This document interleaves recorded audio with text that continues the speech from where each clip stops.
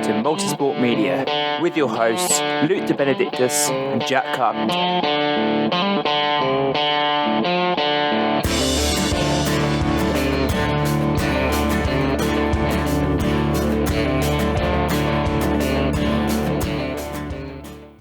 Right, so we are here with the newly crowned Spartan Race World Champion, Ryan Atkins. Hey. How are we doing, Ryan? Good. Yeah.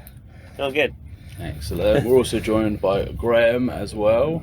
He part of the NOX branding. Yeah, let's start there. Can we start there? You can do. Sure. Let's go in there because people are going to question this NOX. I've heard it many times this week already. What is NOX? So tell us a little bit more what NOX is, how it started, where it's from, what it is. Go for it. Yeah, so NOX is No Excuse Training, and this is a training program platform that Graham and I have developed.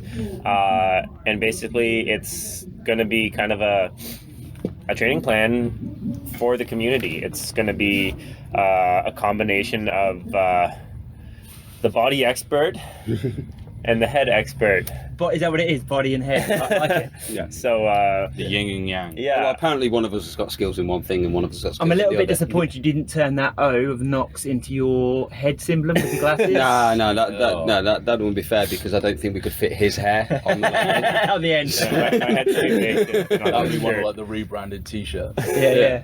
Next year, special edition, Christmas edition. Yeah, so we're just we're really excited to bring this to community and get it going. I think it's going to be really awesome. Start in January, you reckon? Yeah. Okay, cool. And that's for any person that's interested in coaching effectively? Yep. Yeah, so what we noticed was, the way people work in the world these days has moved. The idea of community and the OCR community is like family, right? We've been here, we've seen people all over the world, and there's a real desire for that community to be able to connect and learn, but also learn from expertise and actually follow people who are passionate about themselves and their own careers. And that, that's one thing we've noticed in the work we've done together for the last few years, that it's not just about trying to win something. It's never really been about that, has it? It's always about how can I be the best version of me.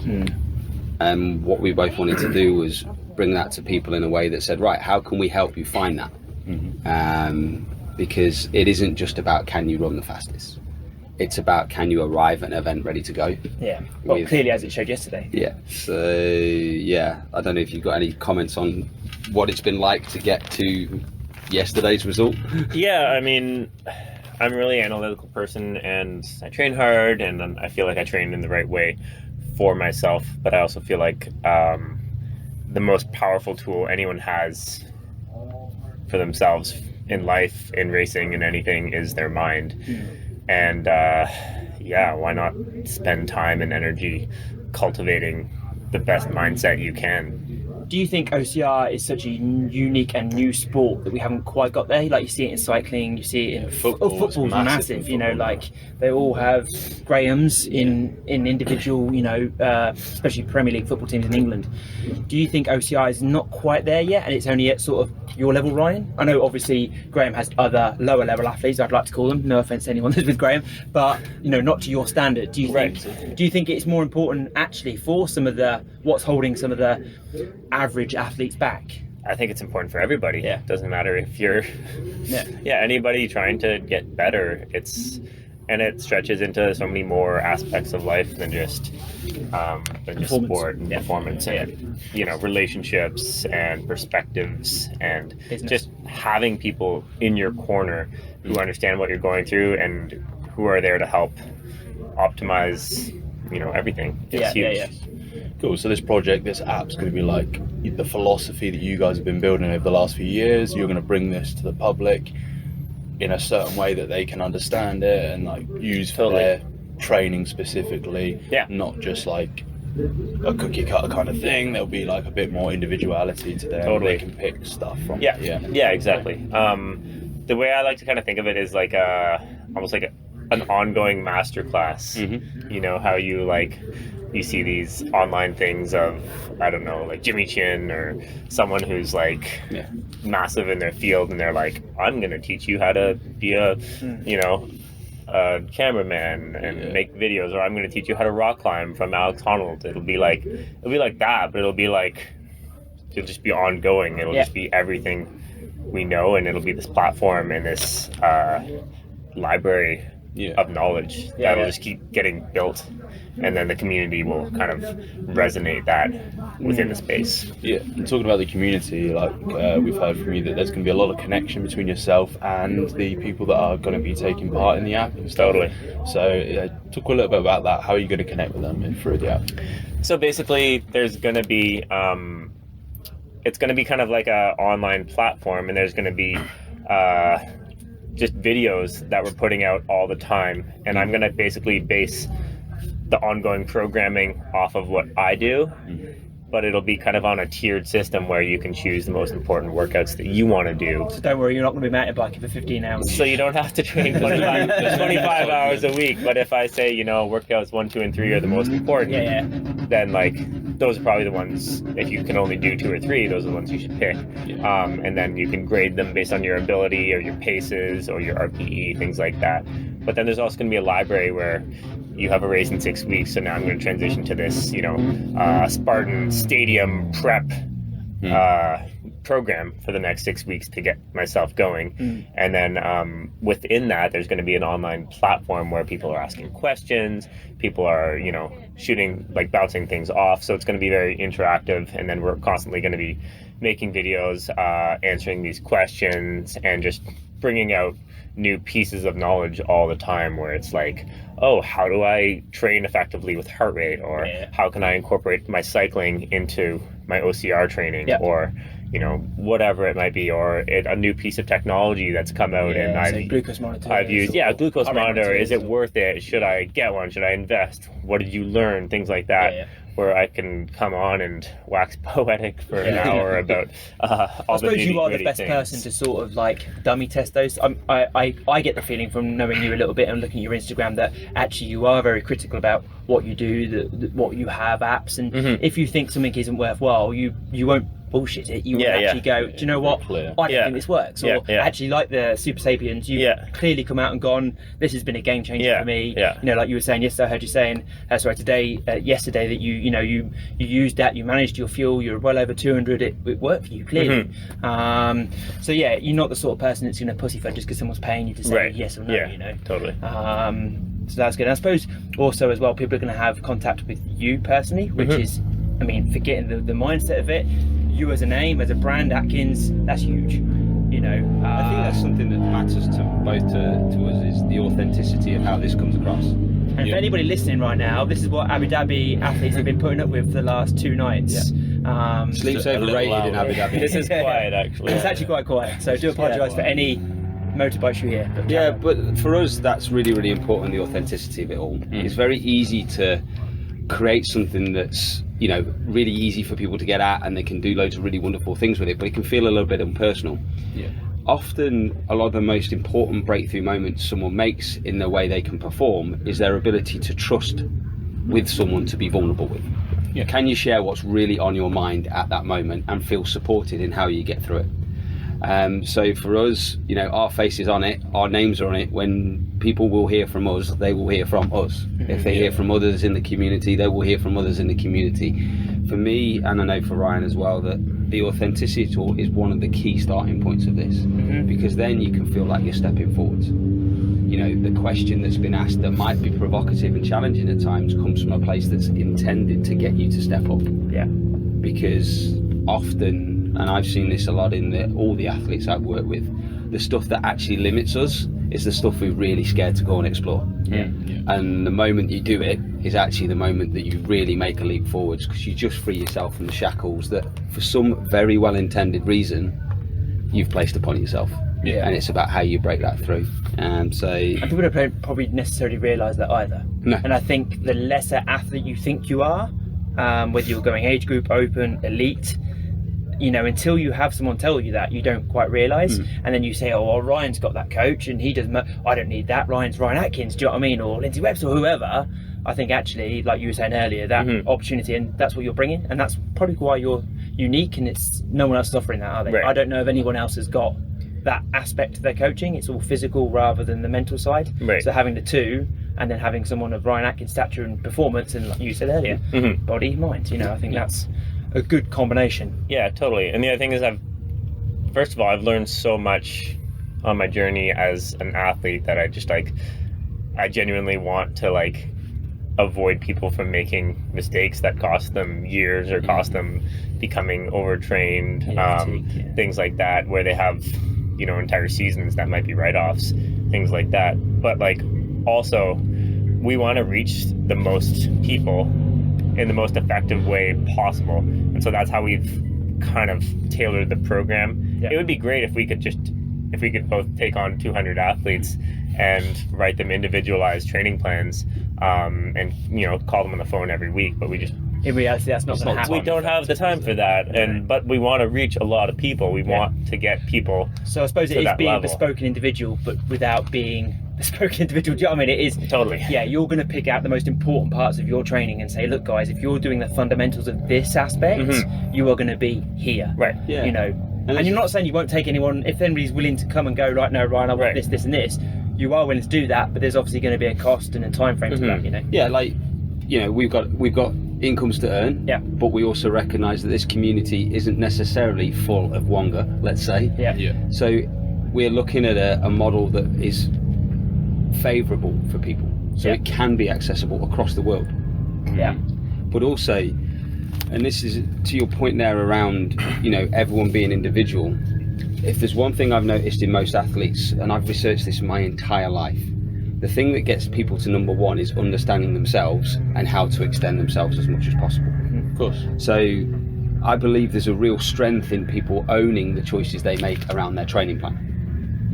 Yes, it's great to have a coach there in your corner, but by the way Ryan's, you know, they can trust in Ryan's knowledge and experience to design a program that works, but we'll also invite them to trust themselves and say, make that choice. If you know that you've got a limited time that week, don't feel shit because you can't do the full program. Make conscious choices that say, well, I've had to give that there because my child's suddenly broken their arm and I've got to take them to hospital, or my wife's not feeling well, or she's got to work extra late. How can people manage that feeling of less than so it actually means they feel like they get more than? It's a huge thing though, it's massive. I've definitely done it in the past where I'm like, right, I want to hit 40-mile weeks now, and I can't do it for some reason, work, family, and I'm like, I feel really bad. Like on Sunday, I'm like, I really should go out, and I'm going out and get myself ready to run at like 11 o'clock at night just to get like 5 miles in. Which is terrible. It's just, I'm not prepared, I haven't got my body right, I've not been eating to the right thing. It would be much better for me to go, right, just be sensible. Don't do those miles. You don't need it. Like, that's why I bought Swift. I think a lot of people out there have done that or are doing that right now. Massively. So to have that information and to hear it from yourselves, like, look, it's okay not to do that if you've got certain things. If you only have the certain time, this is the main key opponents. If you get those done, you're golden. So it's... without giving too much away, back onto that. So without giving that, let's take you as an individual, Ryan. Let's. I mean, you can add Graham into it if you want, from a mindset point of view. What actually motivates you? Like Graham's. I know Graham's ethos. And I know it's all about being the best you can be. Forget everyone else. Blah blah blah.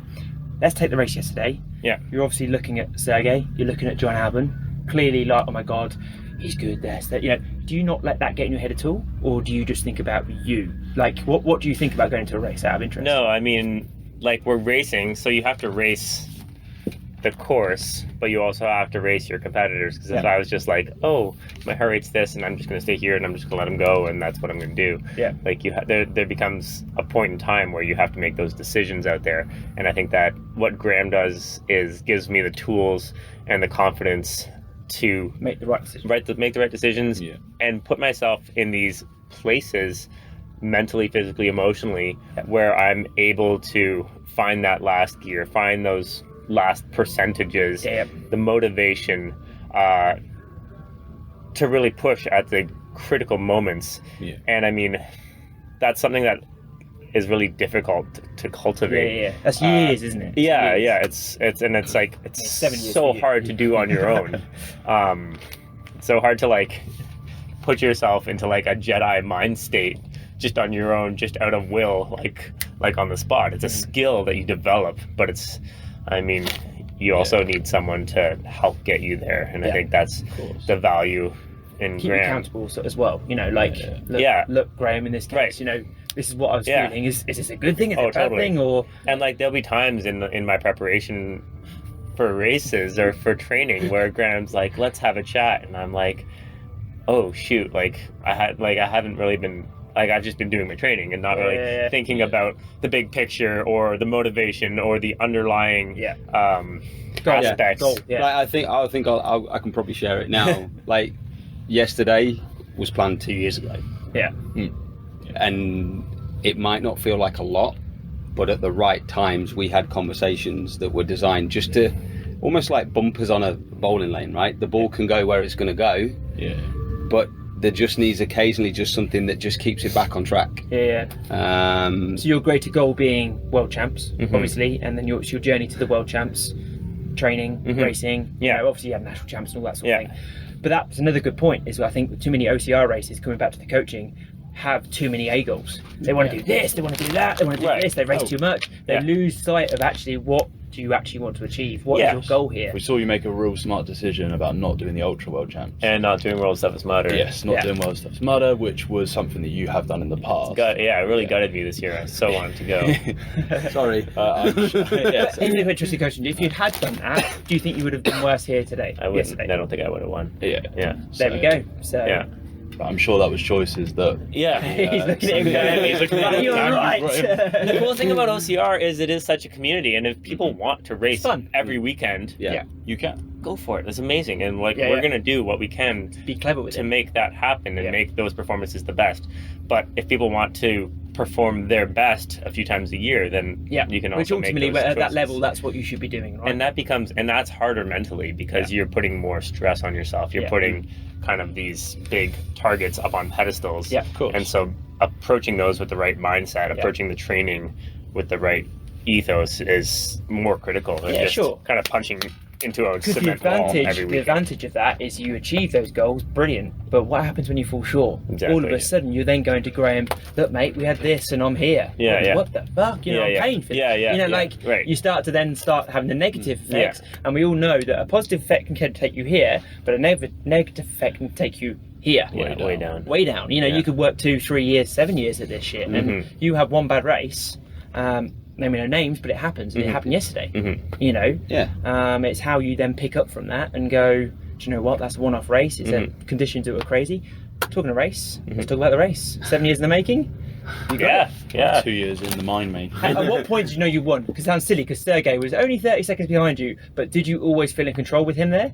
Or did you always think, oh my God? No. Oh my, I mean, I only watched the highlights literally. I mean, I knew I had won basically when I got to the rig. Because I mean, by the way, how well did you pick that hoist up? I've never ever seen anyone do a hoist like that. Made it look like it was a feather. Even Sergey was like, I mean, you carry those muscles around the course for 2 hours, might as well use them at some point. too right. But yeah, honestly, we about I don't know, it's a 21 kilometer course. Maybe 13, Spear was about 13, 13 km. The Spear, we kind of came back through the festival area. John and Sergey had caught me at that point.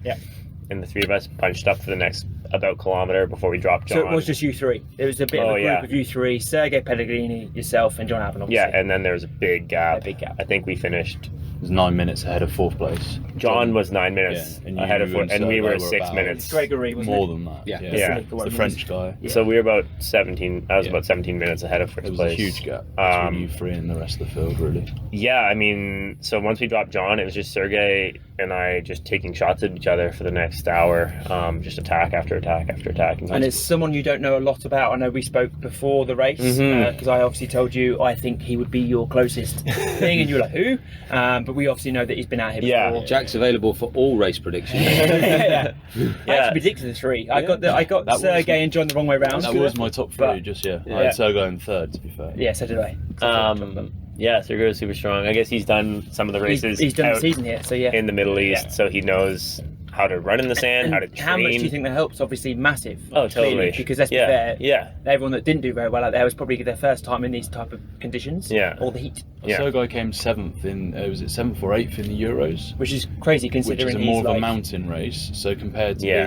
being a sand he lives race. in about this much snow. And he won the 2018 Middle East Championships Yeah. out here, so he's got experience. Oh, he a lot of 100%. experience Yeah. in this kind of I'd say thing. he's Ryan Atkins is Ryan Atkins. a specialist in this kind of stuff. But how did the whole race go? So obviously you won. Yeah. But generally the race, is it what you expected? Is it harder than you expected? For me personally, we did Morzine 3 years ago. 2018. And it was the hardest race I've ever done.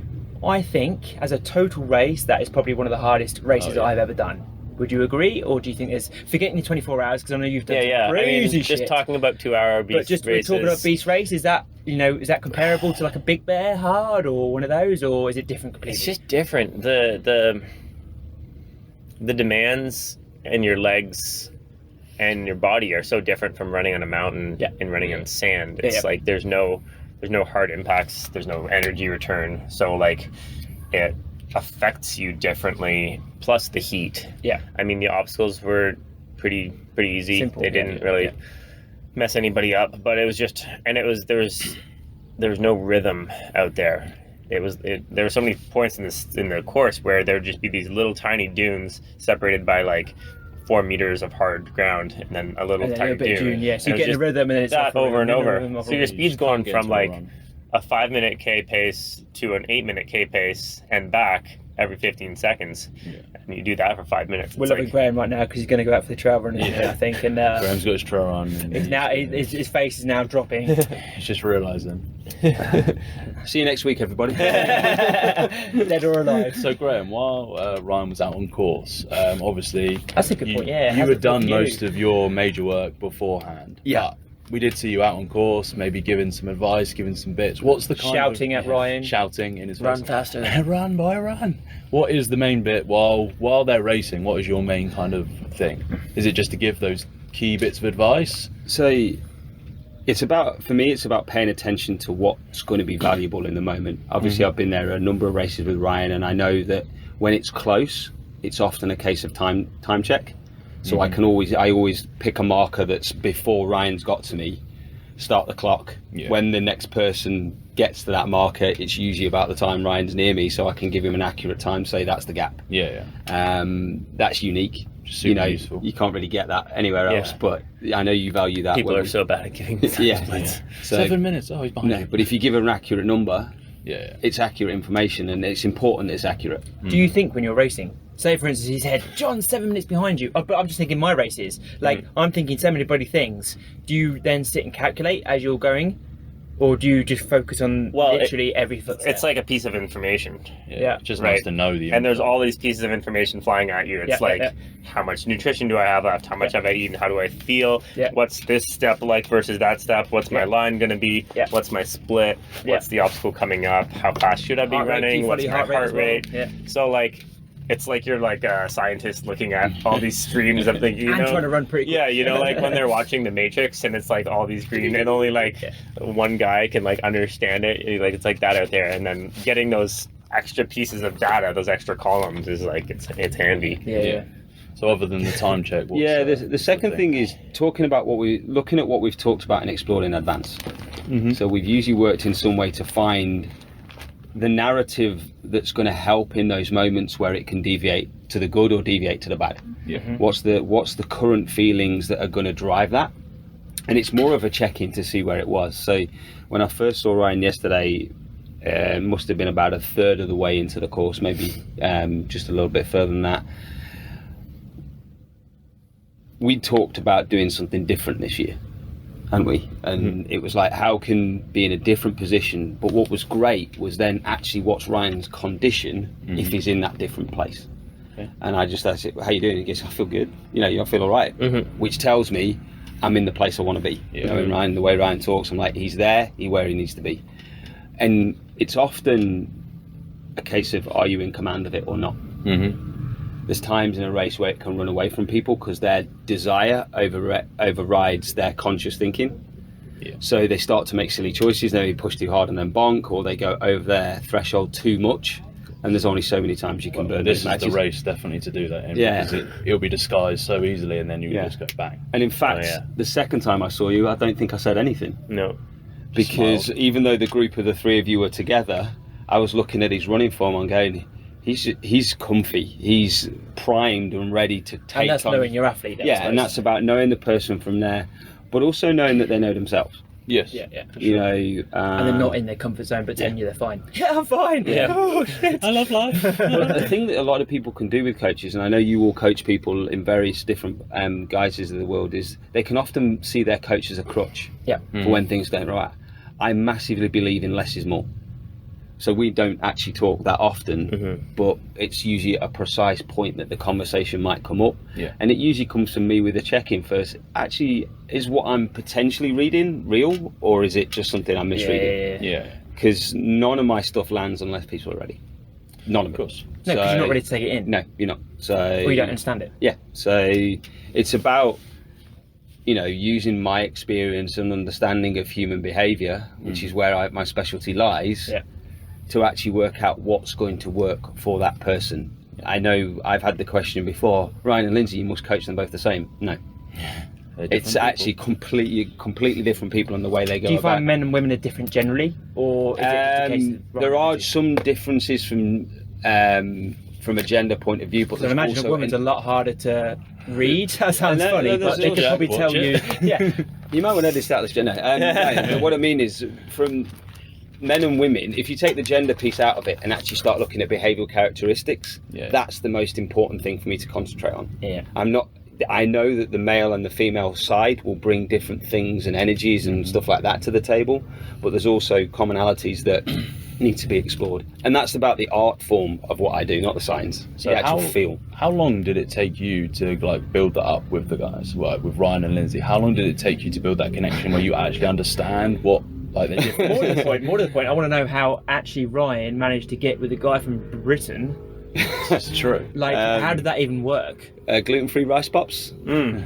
Yeah, Graham did a podcast on ORM with Yep. Matt Davis, and I watched it, and I was kind of taking the mick out of him, to paraphrase the English. Yeah, of course. And do it. I was like, bet Matt and he's was as like, I think Matt asked him like what his favorite treat. Yeah, Matt was getting the clip that he put on the Instagram Oh, yeah. stories. It was like- And he said, "What did you have for breakfast today?" And I said, "Gluten-free rice pops." Yeah. And I go, Just the throwing up emoji. Of course, every phone. So I'm not gonna. The next day, I literally just put a post of the cereal and just said "Breakfast of Champions" and tagged him in it.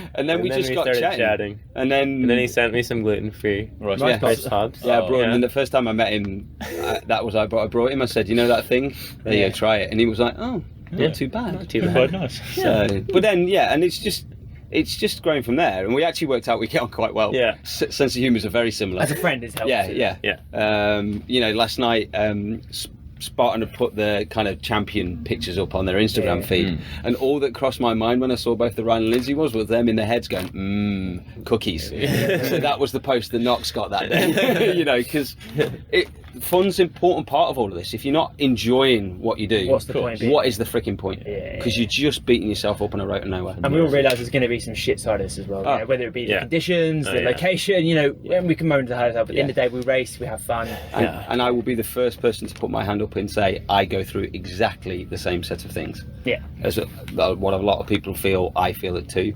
Yes. That's a great source for me to go and explore, be curious, and learn lots about that. And let's not forget, Graham, you're not just a coach. You have done various expeditions and lots of sand running. I And may have run across the Namib Desert a few years ago, which So- may have had some useful insights that were 100%. useful for this race. Spartan So- Ultra World Champ. yeah, Ultra World Champs. I did the first one in Iceland, including coming back from mild hypothermia and that. Great way of learning what nutrition, how important nutrition is that. So, Graham, people might be wondering how, like, they ask me about what kind of gels to take or what intervals to do. How are you going to interact with the training platform in order to get the most out of people? Yeah, so I'll be there asking the open questions more. So in the community, people will see me asking questions. So I want to learn about the community, because when we learn from the community, we're going to be able to hear what's actually relevant and on their mind. Now, there may be stages where we get to like a large number of people and we can't necessarily get everyone's thoughts, but we're going to use some quite creative and fun ways to be able to bring the community together so we can have the relevant conversation. It's like a social platform stuff, Yeah, a social platform kind of thing. It's using something that's new out of the US in terms of these kind of platforms. It's a platform called Circle.so. Okay. And there are loads of other communities on there. Yeah. So people can find other interests that they're really curious about, because a lot more people are getting on this platform, and it's a way to really get to that content that's going to make a difference for people, get close to, you know, some of the you know, successful minds within the organisation. I won't say the best, because other people have won stuff and they followed their methods and they've trusted their own routes to get there. Totally. It's just our chance to bring what we've learned and our passion for helping people to grow, helping people to realise their full potential. It's a real way that we can bring that to the table. As far as I know, you're the only person that does what you do in OCR, right? As a complete specialist, yes, there are others and around. let's be fair, Ryan's the only person that does what he does in OCR. So, but I've always been here. I've been here for a number of years. I know I don't advertise it very well because I'm not great at social media. Those cocky posts took me half an hour to do last night. Much laughter from my 10 friends. But yeah, it's so talking to these posts, where do we find these posts? NOX.coach on Instagram. NOX.coach. Yeah, go there, you'll find that, and we'll tag it in the show notes. Yeah, that'd be great if we can do that from there. And we really do look forward to people hearing about it. You know, we also ask, bear with us. Yeah, of course. We're learning about this Rome too. was not built in a day. No, it's not. So bear with us. You know, we're fortunate that we cover slightly more time zones than just being in one place. With me being in the UK and Ryan being in Canada. So if someone wanted coaching listening to this now, they just reach out to Nox. Yeah, go. You can either get Graham at Nox.coach or Ryan at Nox.coach, or come to the community. Start following Nox.coach, and then we'll be posting updates there, and there'll be links to go and get on the platform and register, and then once everyone's in there, start kind of giving it up. But I think it's really exciting to me as like a training platform to have Graham involved, because like, say you have this critical workout on Wednesday and it's, you know, I don't know, insane, just like tons of VO2 max intervals or something, and I'm like, here's Ryan saying like, here's what we're gonna do, 3 minutes on, 3 minutes off, we're gonna do the 15 of them until you throw up or something, and then it's Graham saying like, you want customers, right? Like, and then an easy one. And then it's Graham's videos like explaining like, how, when you get to that 12th interval, how are you going to find that place in order to push through, or like what are the reasons why this is important, or like things like that, and so then it'll be the integration of the mind and the body at one place, hopefully, and then you'll find yourself a bit better as an athlete anyway, and people will be able to kind of see that, and then there will be like a lot of, like, I'll say generic pieces, but it's like generic but specific, because it's specific to what is going on in the plan, or what's going on that week, but it's generic because we're hoping it's going to really resonate with 95% of the people on the platform. And you'll have levels, right? So this sounds silly, I know you're saying it's obviously generic, but there will be levels. So if someone can't quite do 15 3 minutes on, of course, there will be levels to this. Support and informed choice. Exactly. They do 10 or they do 12 or something. So, you know, it's not this is the prescription and you have to follow the prescription to the letter. It's having the information behind why you're doing something is massive. huge, and that's what most coaches don't give. It's like, you need to do this to be good, but actually, you know, like, if you think about it, you can go online, you can Google OCR plan, and there will be one somewhere. You will find a Spartan plan. Maybe free. Online has so much free information, but there's no doesn't actual... mean it's right, does it? Doesn't mean it's right for you, and it doesn't mean there's any information behind it to or tell you'll you. learn. You're not going to learn from it, and it's not. That's the key, you... isn't it? It's learning from the data you have. It's all very well having. We have a saying, probably in Canada as well: all the gear, no idea.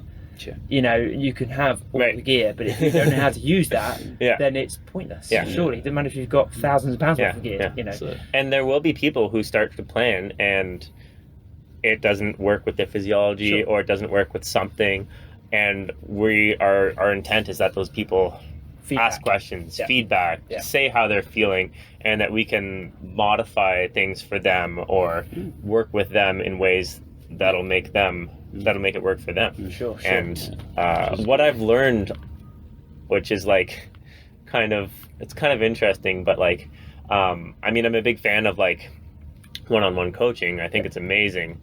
What you'll notice after a while is that there's no magic bullet to getting better. There's no like, oh, if you this coach, do this workout, you will suddenly become Yeah. 10% faster. You know, it's like putting in the time. So developing that community of people who can be together and work together and motivate each other. It's also the consistency that gives you as well. Exactly. You know, if you're doing that workout over and over and over, then it's more consistent. Guess what? Then you understand why you're doing it, how you feel. Oh my God, I feel better this time. You know, oh, that doesn't feel so good. Yeah. So like learning that about yourself as well. Like, and then having someone else to talk to that about. Not necessarily you guys, but there might be another coached in the athlete. community, they're all in the same journey. You know, you going can then towards the go, same place, hey getting John, you better. know, how did you feel this workout went? You know. Yeah, because if you're a super motivated person, you can figure this all out on your own. Yes. And you can go and you can say, Monday I'm gonna have rest day. Tuesday I'm gonna do tempo. Wednesday I'm gonna do this. We've all done that, right? And how long does that last? Yeah, and we've all done that, and it's like it doesn't always last, or it doesn't always stick, even if it is the right thing to do You on always paper. find excuses. But you'll say, Ironically. but now we can say, oh, this is what Ryan's doing, or this is what everybody in the community is doing. And guess what? Everybody found that Thursday workout brutal, and they couldn't walk on Friday. We're all in the same boat, and Saturday was going to be really hard. Like, but that's part of the process, and we're going through it together. So I think. And guess what? If you keep that consistency, you're going to get better at handling and that. that's the value. You're better together. And then there will be the people who say, This is I shit. couldn't walk the next day, and we'll say, oh, okay, maybe you skip Saturday. It's resting. You know, exactly. Well, So have you heard of swimming? No impact on the body, but the cardio gets a nice little gentle tickle. You know, there's always other ways. Like we know that Ryan's always been a keen cyclist. Yeah, he's always been a keen cyclist. There's the other ways to keep energy moving through the body without it being that one path. I think people think they have to just run, pound the streets all day long at a certain pace as well. It's like, oh, I must hit sevens, I must hit sixes. You know, come on, guys. You know, there's benefit in 11s. Dreamland and reality, right? You can have both. You've just got to learn how to balance the benefits of both. Well, we wish you all the best, obviously. Cheers. We wish you so well, if we need to find you, obviously NOX on Instagram. Nox.coach, and then obviously you'll have the app and stuff out soon. Yep. Immediate future, other than the next 4 hours when we're going out in a team race for Canada. Ryan, what's your 2022 looking like? Generally, I mean, I haven't planned it, but I'm going to do a lot more cycling and some trail running races this year. I'm racing the Iditarod in February, which is a 350-mile bike race in northern Alaska. Of course. It's going to be pretty epic. In Alaska. But yeah, I mean, I'm still going to be racing OCR. I'm going to be doing just the more major events. So I'll be focusing on things like the National Series, North American Champs, World Champs, things like that. And just having fun with it. And I suppose the real question is, if Abu Dhabi is next year, will you be coming back to defend your title? Yeah, I'll be back. Strong. Nice one, guys. Well, appreciate your time and efforts. No, cheers. Thank you for your Get time, up before we guys. sweat too much. Yeah. And Good luck have a with good the race. trail, Graham. Thanks. Cheers, guys. Yeah, so the best way to reach us is to send us a DM through Instagram, and we'll pick that up from there. Either Ryan will or I will.